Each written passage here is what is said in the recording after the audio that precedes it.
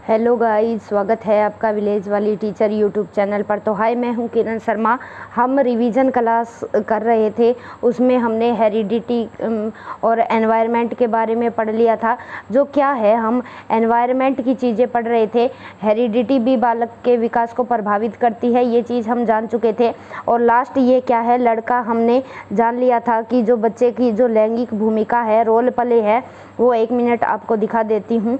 ये लड़का है, लड़का नाती है, पुत्र है, भाई है, पिता है और विद्यार्थी है, पति है। ये क्या है, लड़के की लैंगिक भूमिका होती है, इसी तरह लड़कियों की होती है।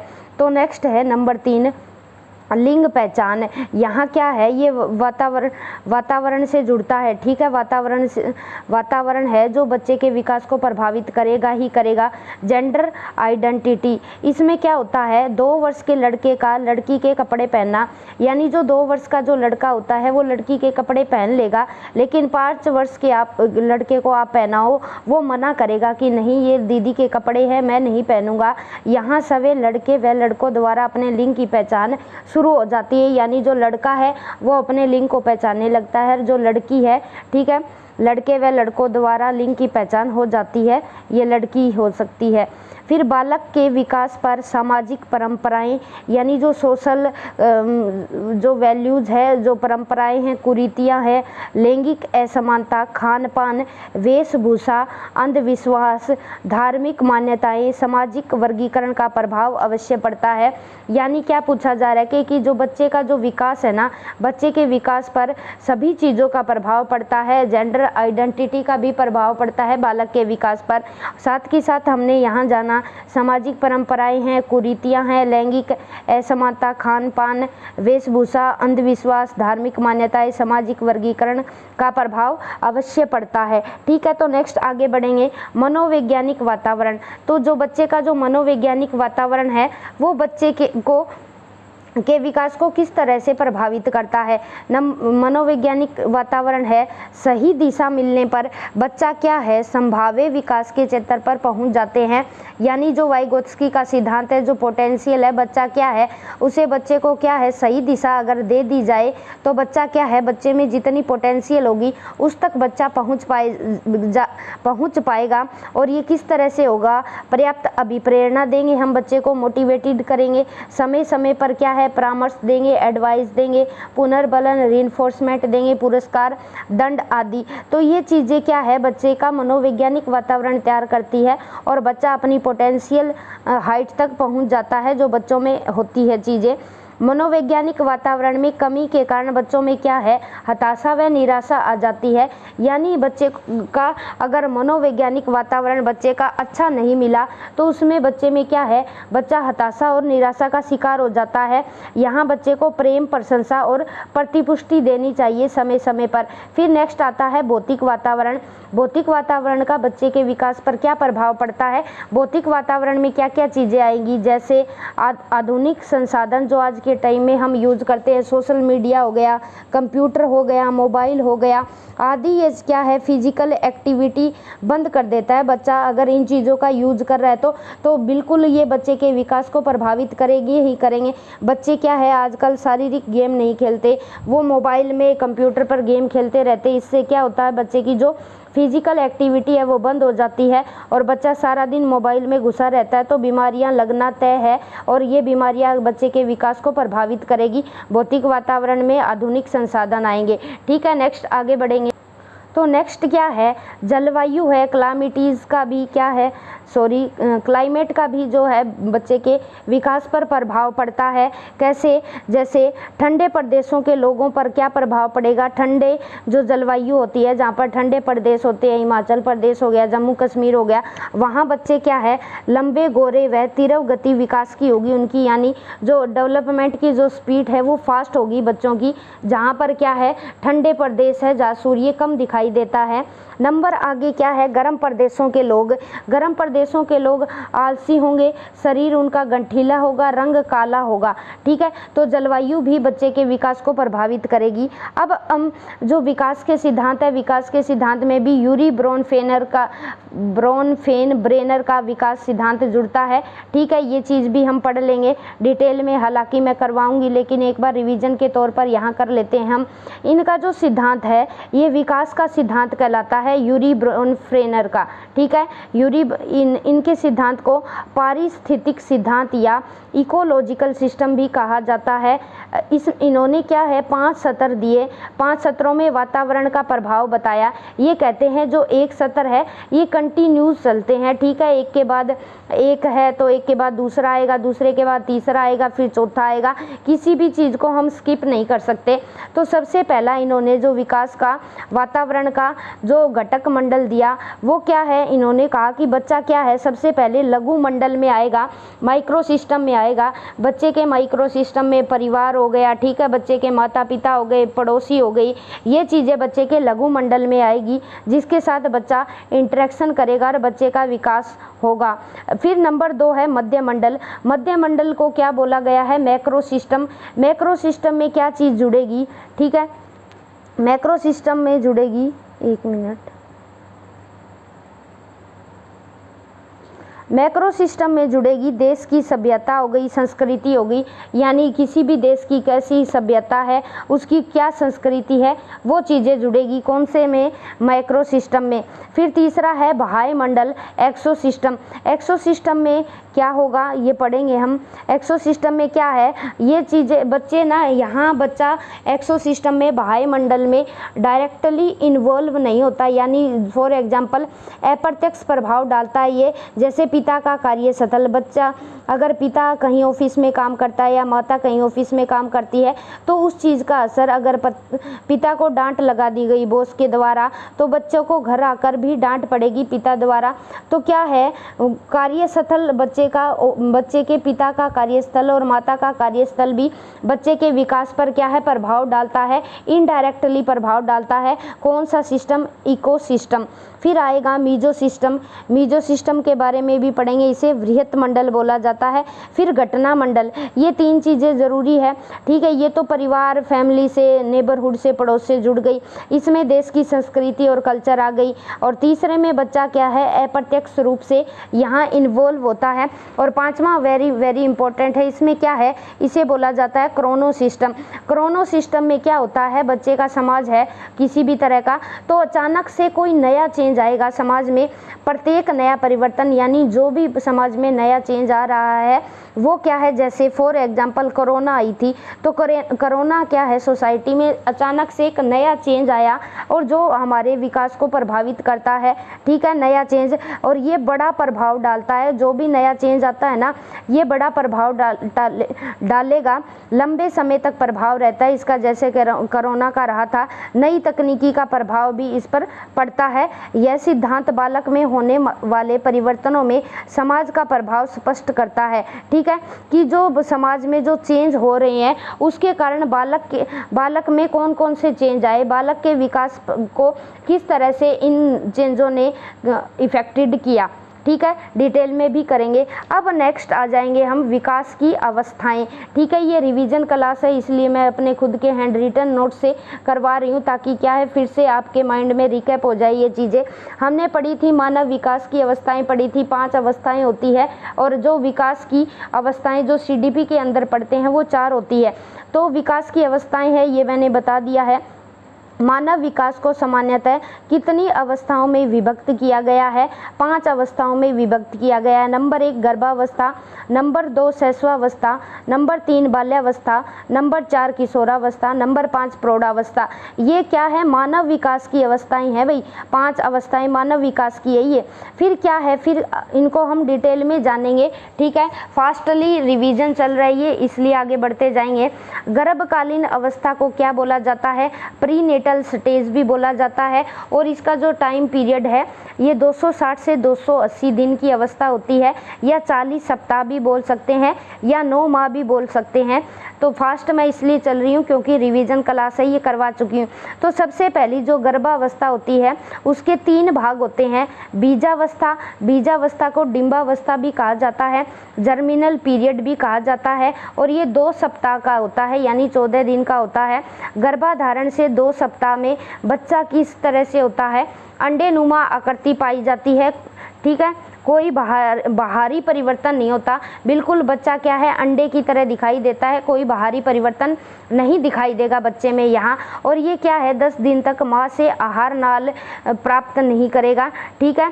बच्चे 10 दिन तक, यानी बच्चा क्या है, अंडा है, अंडा क्या है, खाना नहीं खाएगा। और फिर 10वें दिन के बाद, 10 दिन के बाद बच्चे का गर्भाशय की दीवार से जुड़ जाएगा बच्चा, माँ की गर्भाशय की दीवार से, यानी रोपण हो जाएगा। फिर माँ के आहार नाल से बच्चे को भोजन मिलना शुरू हो जाएगा। तो गर्भकालीन अवस्था में बीजावस्था पड़ा, बीजावस्था को डिंबावस्था भी लिखा जाता है, इसे जर्मिनल पीरियड भी बोला जाता है, जो 2 सप्ताह का होता है, अंडेनुमा आकृति होती है। 10 दिन तक बच्चे को यहाँ आहार प्राप्त नहीं होता, 10वें दिन के बाद बच्चे को यहाँ भोजन मिलना शुरू होता है। नेक्स्ट आगे बढ़ेंगे।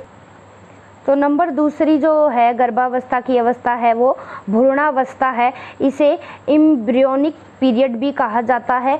ये 2 सप्ताह का होता है, ठीक है, 2 सप्ताह से 8 सप्ताह का होता है, यानी लगभग 2 महीने तक होता है। और इसको क्या है, 3 भागों में बांटा गया है भ्रूणावस्था को।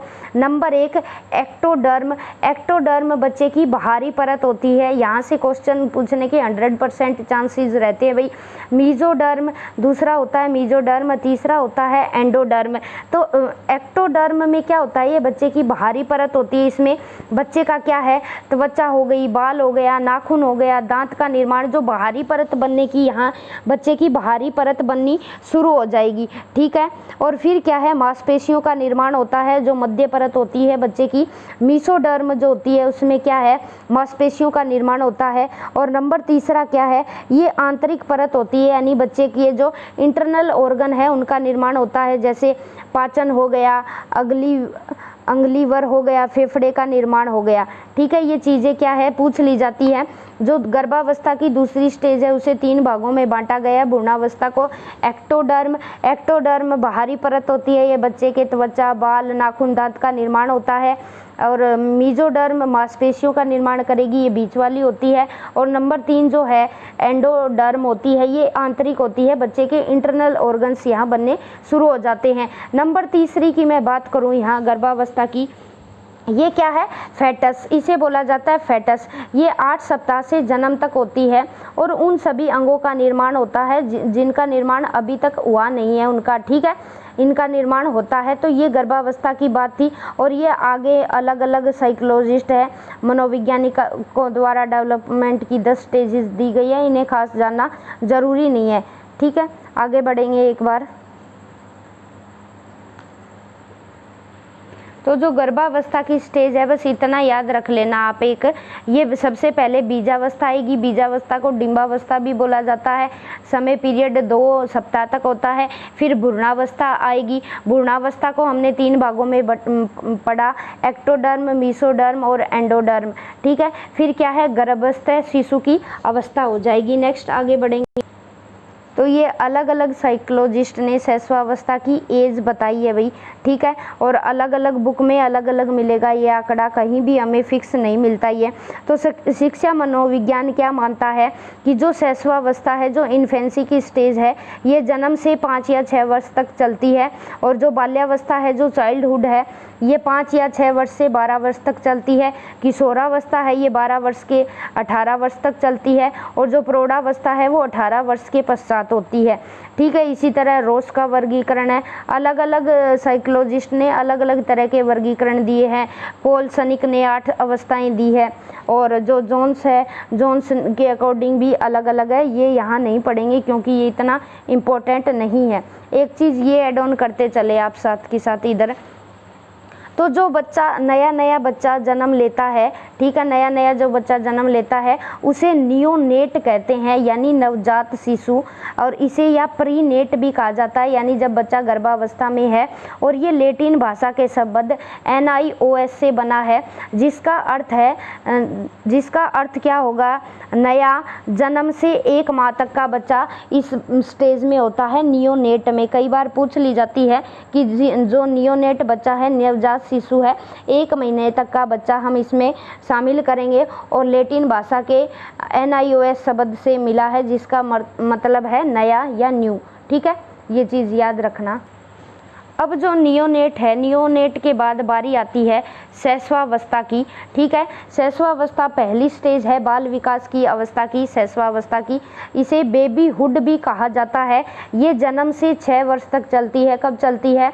जन्म से 6 वर्ष तक। इसे भी 2 भागों में बांटा गया है। पूर्व होती है जन्म से 3 वर्ष तक और उत्तर होती है 3 से 6 वर्ष तक।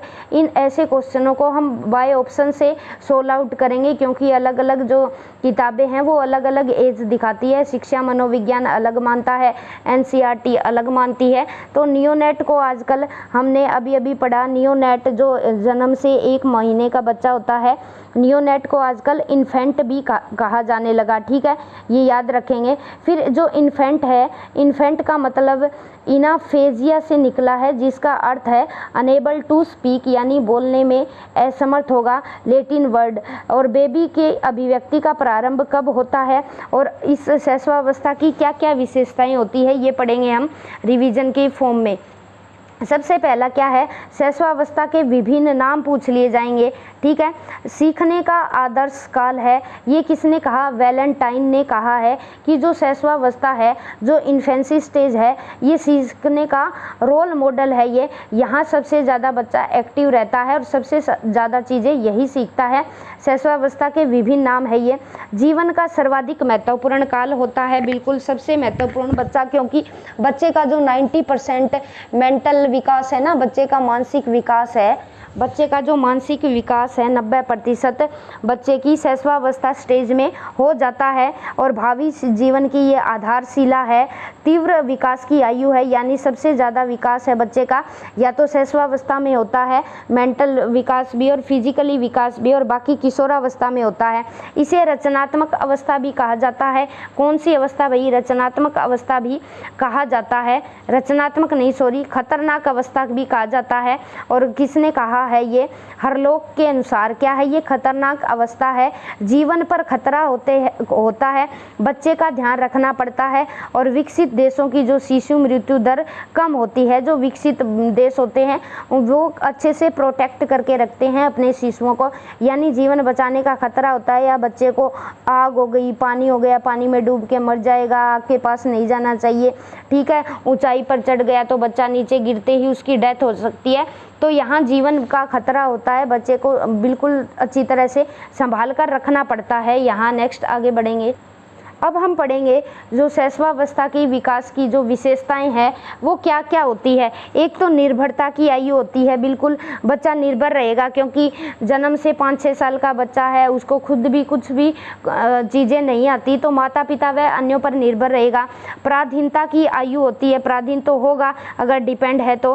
सामाजिक मुस्कान की आयु होती है, ये बच्चा क्या है, निस्वार्थ भाव से मुस्कुराता है, ठीक है। सामने वाला कोई भी, चाहे वो अनजान है, अगर बच्चे के सामने मुस्कुरा देता है तो बच्चा भी क्या है, उसके सामने मुस्कुराएगा, निस्वार्थ भाव से मुस्कुराता है। क्षणिक मित्रता की आयु, यानी बच्चे की जो इसमें है क्षण भर की ही मित्रता होती है, बाद में बच्चा भूल जाता है। संस्कारों के निर्माण की आयु होती है। संस्कारों के निर्माण की आयु तो है क्या, कौन सी, शैशवावस्था, लेकिन जो संस्कार स्थायित्व आएगा ना वो बाल्यावस्था में जाकर आएगा। कब आएगा भाई?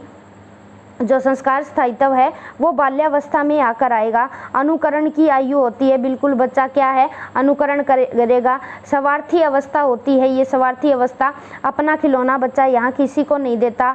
माँ दादी के प्रति क्या है, स्वार्थी होता है, वो माँ और दादी के पास ही रहना चाहता है। स्वयं केंद्रित अवस्था, अपने आप को ही केंद्र में रखना, अपने बारे में ही सोचना, ये विशेषताएं पढ़ रहे हैं हम बाल्य शैशवावस्था की, ठीक है। अतार्किक चिंतन की आयु होती है, बाल्यावस्था में तो बच्चा प्रश्न पूछता है, क्यों है, क्या है, कैसे है।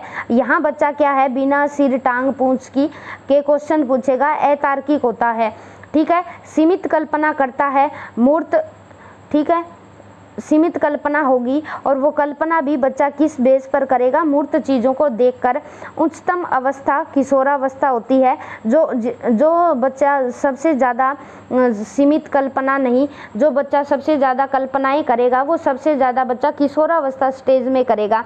यहाँ बच्चा क्या है, यहाँ सीमित कल्पना करेगा और उस चीज़ पर कल्पना करेगा जो मूर्त रूप से दिखती होगी। कहानी सुनने सुनाने की प्रक्रिया काल होता है ये।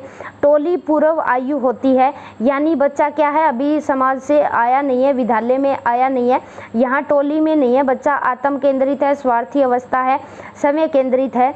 दल या टोली की आयु है जो वो बाल्यावस्था है। यहाँ बच्चा गैंग में, गैंग एज भी कहते हैं, झुंड बनाकर, ग्रुप बनाकर खेलेगा।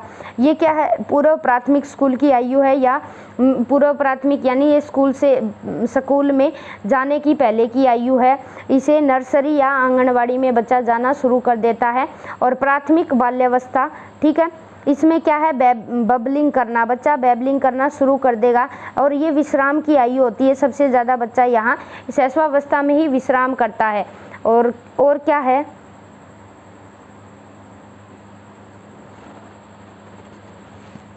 तो ये कुछ विशेषताएं थी, ठीक है, बाल्य शैशवावस्था से जुड़ी ये विशेषताएं थी। और एक ये कुछ इम्पोर्टेंट चीज़ें भी है, विकासात्मक कार्य है, ये भी कई बार पूछ ली जाती है, ये भी पढ़ेंगे। तो बालक में जो जन्मजात शुद्धता होती है, वातावरण उसे अशुद्ध करता है, ये कहना है रूसो का, ठीक है, कि बालक जन्म से तो बिल्कुल प्योर होता है, लेकिन एनवायरनमेंट में आ जाता है बच्चा, तो एनवायरनमेंट उसे क्या है, इम्प्योर कर देता है, अशुद्ध कर देता है, ये कहना है हमारे रूसो का। रूसो एक प्रगतिवादी विचारक थे। इन्होंने इमाइल नाम के एक शिष्य, काल्पनिक शिष्य पर एक बुक लिखी है, ठीक है, याद रखेंगे। अब जो विकासात्मक कार्य है, विकासात्मक कार्य में 4 पक्ष शामिल होते हैं, ये कहना है रॉबर्ट और हेविंगहर्स्ट ने इस शब्द का पहला प्रयोग किया था। आयु के अनुसार हर अवस्था में निश्चित कार्य करना शुरू कर देता है, यानी विकासात्मक कार्य में 4 पक्ष शामिल होंगे बच्चे के। ये विकास से ही जुड़ी हुई चीज़ें चल रही है यहाँ। आयु के अनुसार बच्चा क्या है, हर अवस्था में निश्चित काम करना शुरू कर देता है। जैसे फॉर एग्जाम्पल 12 से 14 माह का बच्चा चलना सीख लेता है, तो विकास क्या है, बच्चे का सामान्य है। अब विकासात्मक कार्य के हिसाब से ही हम अंदाज़ा लगाएंगे कि कोई बच्चा 1 साल का है या 1 साल से 12 या 14 माह का है, तो वो क्या है, अगर उसने चलना सीख लिया तो हम यहाँ क्या समझेंगे कि जो बच्चे की विकास की जो दर है वो सामान्य है, एवरेज है। अगर इससे ज़्यादा समय लेता है तो बच्चे की विकास क्या है, विकास की जो स्पीड है वो स्लो है। और विकासात्मक कार्य अब हम कहेंगे किसे, ठीक है, एक डेफिनेशन भी दे रखी है यहाँ। विकासात्मक कार्य से अभिप्राय उस कार्य से है जिसे व्यक्ति अपने जीवन की किसी एक अवस्था में करते हुए देखा जा सकता है। बिल्कुल, शैशवावस्था में बच्चा अलग कार्य करेगा, बाल्यावस्था में अलग करेगा, किशोरावस्था में अलग करेगा, तो एक अवस्था में करते हुए देखा जा सकता है। ये कार्य व्यक्ति की आयु तथा उसकी विकास की अवस्थाओं से जुड़े रहते हैं। यानी बच्चे की 10 साल का बच्चा क्या है, वो हवाई जहाज नहीं उड़ा सकता, तो उस बच्चा क्या है, अपनी आयु के हिसाब से और उसकी जो विकास की जो रेट है उसके हिसाब से काम करेगा यहाँ बच्चा। और इन कार्यों के आधार पर ही पता लगता है, बच्चा जिस तरह के कार्य करता है उस हिसाब से हम अंदाज़ा लगाते हैं कि बच्चे का जो विकास है वो तेज़ है, ठीक है, या मंद है या सामान्य है। किस चीज़ से पता लगाते हैं हम, विकासात्मक कार्य से। और विकासात्मक कार्य का में 4 पक्ष शामिल होते हैं। चारों पक्ष वही शारीरिक, मानसिक, सामाजिक, संवेगात्मक, ठीक है। हेविंगहर्स्ट ने इस शब्द का पहला प्रयोग किया था। आयु के अनुसार हर अवस्था में बच्चा अलग अलग कार्य करता है और ये विकासात्मक कार्यों से ही हमें पता चलता है कि बच्चे की जो विकास है वो फास्ट हो रहा है, मंद है या सामान्य है, ठीक है। अब ये ज़्यादा लंबी वीडियो हो जाएगी, हम यहीं समाप्त करेंगे। विकासात्मक कार्य, विकासात्मक कार्य कितने प्रकार के होते हैं, 3 प्रकार के होते हैं, ठीक है। नंबर 1 क्रियात्मक। क्रियात्मक किससे जुड़ेगा, शारीरिक से, इसे कोग्निटिव भी बोला जाता है। ज्ञानात्मक बुद्धि से जुड़ा होता है और भावनात्मक भावनाओं से जुड़े होते हैं। ये मैंने डिटेल में समझा रखी है, इसलिए हम रिकैप के लिए कर रहे हैं, रिवीजन क्लास है ये। तो क्रियात्मक में बच्चे की क्या क्या चीज़ें आएगी, बच्चा यहाँ रेंगना उठना, बैठना, खड़ा होना, चलना, संतुलन बनाना, नाचना, मुख्याकृति बनाना, लिखना, विभिन्न उपकरणों का प्रयोग सीख लेगा। अगर स्क्रीनशॉट ले सकते हैं आप। ये क्या है, जितनी भी चीज़ें फिजिकल एक्टिविटी से जुड़ी होती है वो क्रियात्मक विकासात्मक कार्यों में आएगी। और ज्ञानात्मक में क्या होगा, बच्चे को बुद्धि से जुड़ा होगा। ये बच्चा हर चीज़ को पहचान लेगा आसानी से, प्रत्यास्मरण करेगा यानी याद कर लेगा वापिस से, व्याख्या कर देगा किसी चीज़ की, संकेत करेगा, तुलना करेगा, स्पष्ट करेगा, उदाहरण देगा, वर्गीकरण करेगा, विभेदीकरण आदि। ये क्या है, ज्ञानात्मक विकास से जुड़ते हैं। अब नंबर तीसरा आएगा भावात्मक। भावात्मक बिल्कुल भावनाओं से जुड़ा होता है, इसे अफेक्टिव बोला जाता है। भावनाओं से जुड़ा होता है तो बच्चा क्या है, ध्यान देगा, मदद करेगा, आज्ञा का पालन करेगा, रुचि अभिरुचि का प्रदर्शन करेगा, संवेगात्मक व्यवहार करेगा, सामाजिक नैतिक व्यवहार करेगा। तो ये बच्चे की जो इमोशनल फीलिंग होती है उस चीज़ से जुड़ी होती है, ठीक है। और हर एज के कार्य बच्चे के अलग होते हैं, ये हम पढ़ेंगे, ठीक है। हर एक एज का बच्चा अलग अलग कार्य करता है। कल की जो वीडियो आएगी उसमें बाल्यावस्था की विशेषताएं, किशोरावस्था की विशेषताएं पढ़ेंगे, जो दोनों लेवल के लिए इम्पोर्टेंट होने वाली है। आप स्क्रीनशॉट भी ले सकते हैं, ठीक है। तो bye bye, have a nice day guys. मिलते हैं कल। यही सिलसिला हमारा जो रिवीजन करने का सिलसिला है ये जारी रहेगा। Have a nice day guys, take care, bye bye.